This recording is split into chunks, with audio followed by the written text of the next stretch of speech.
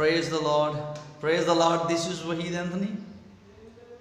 Today we will read from Gospel of Matthew, 11th chapter, and right from verse 1. But before reading, I want to request, please subscribe my YouTube channel and also like my page on Facebook with the name of Learn English Through Bible.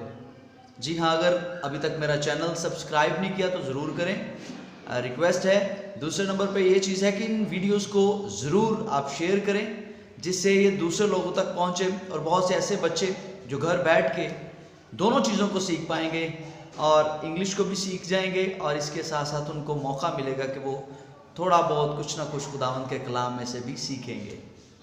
And I also thank you कि आप मेरी videos को देख रहे हैं, like कर रहे हैं और कमेंट कर रहे हैं, अप्रिशिएट कर रहे हैं। Thank you very much. No it came to pass, फिर ऐसा हुआ या यूं हुआ, व्हेन जीसस फिनिश्ड, जब यीशु ने फिनिश होता है ख़त्म कर दी, कमांडिंग हिज 12 डिसाइपल्स, यानी कि अपने शागिर्द हैं, अपने 12 शागिर्दों को हुक्म देना जब ख़त्म कर दिया या जब वो हुक्म दे चुका, that he departed from there, तो वहाँ से रवाना हुआ, टू टीच, सिखाने के लिए, एंड टू प्रीच, और मुनादी करने के लिए, इन देयर सिटीज़, उनके शहरों में। वर्स 2।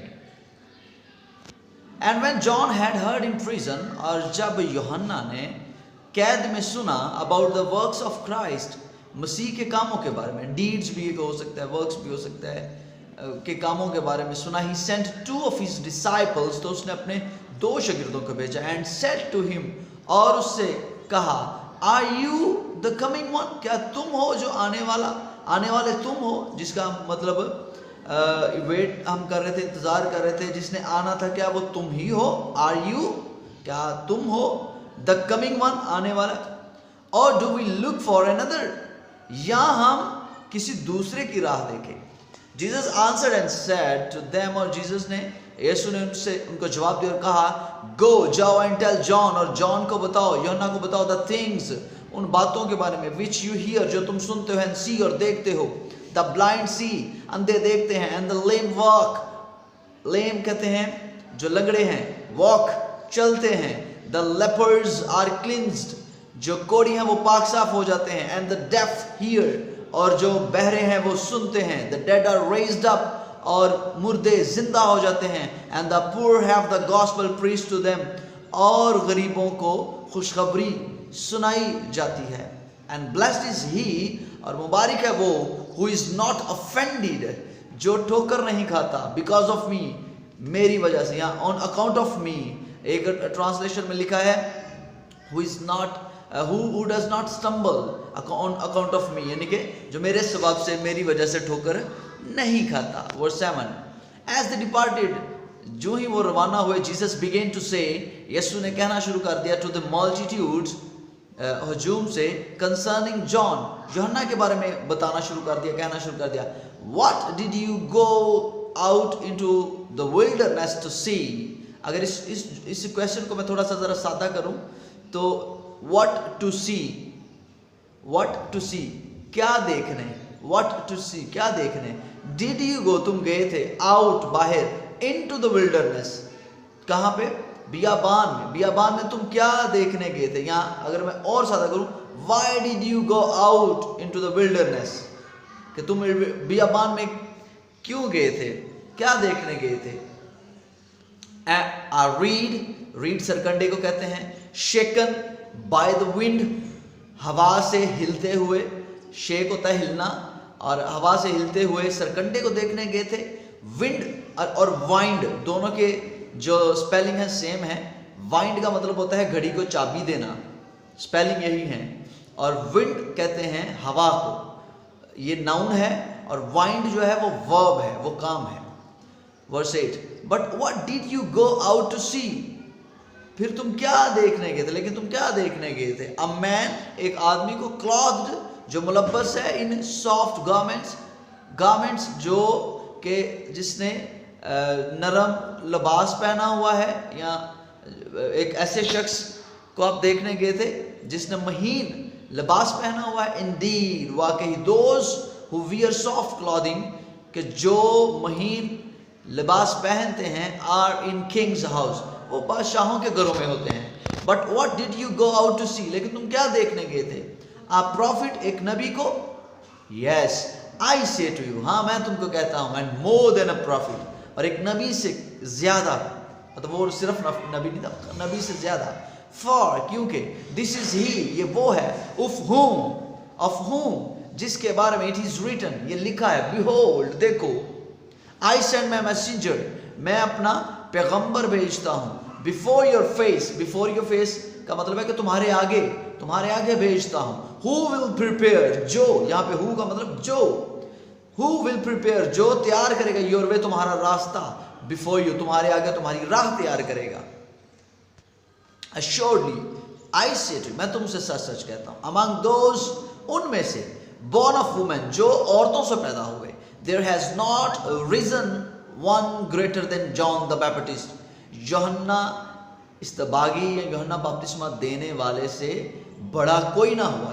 औरतों में से जितने पैदा हुए उनमें से यूहन्ना इस्तबागी, यूहन्ना बपतिस्मा देने वाले से बड़ा कोई नहीं हुआ, जीसस कह रहे हैं।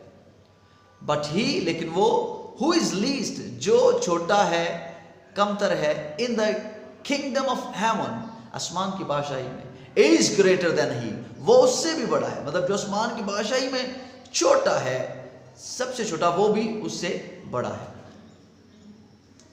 Verse 12, and from the days of John the Baptist, और यूहन्ना इस्तबागी, यूहन्ना बपतिस्मा देने वाले के दिनों से, अनटिल नो, अब तक, द किंगडम ऑफ हेवन, आसमान की बादशाही, सफर्स वायलेंस, की शदीद मुखालफत होती रही है, या सफर्स वायलेंस, वायलेंस वैसे कहते हैं, वायलेंस कहते हैं तशद्दुद को, उस पर तशद्दुद होता रहा है, उस पर एक तर्जुमा में लिखा है कि उस पर जोर दिया जाता रहा है। एंड द वायलेंट, और जोरावर जो है, टेक इट बाय फोर्स, इस पर काबिज हो जाता है, या इसको जबरदस्ती छीन लेता है या ले लेता है।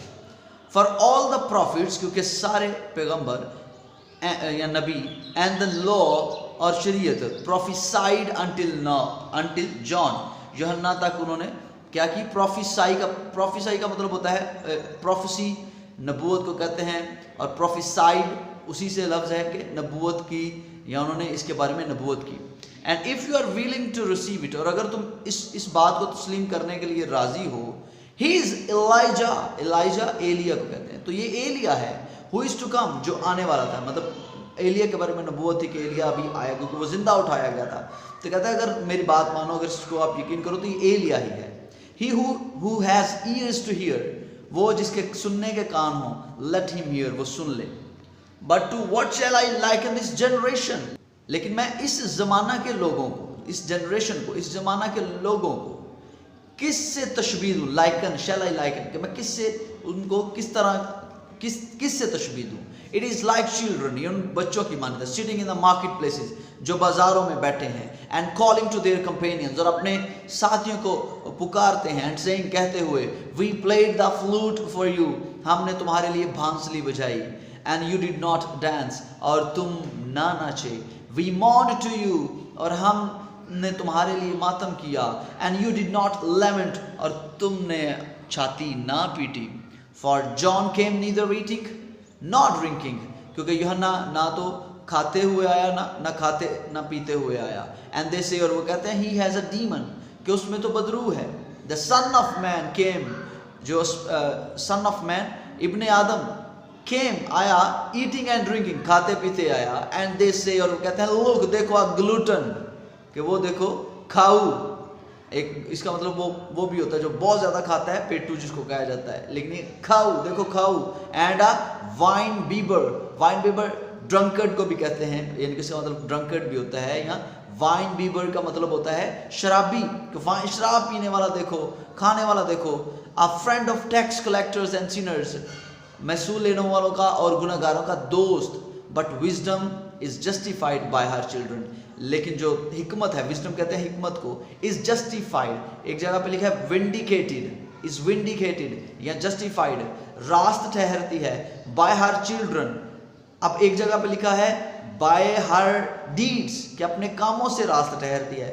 आप इसको ये कह सकते हैं हिकमत अपने बच्चों से रास्ता ठहरती है, तो हिकमत के बच्चे रास्त वही हैं, उसके काम ही। इम्पेनिटेंट सिटीज कहते हैं कि वो शहर के जिन्होंने जो पछताए नहीं है, जो उन्होंने गुनाह करने के बाद भी पछताए नहीं है।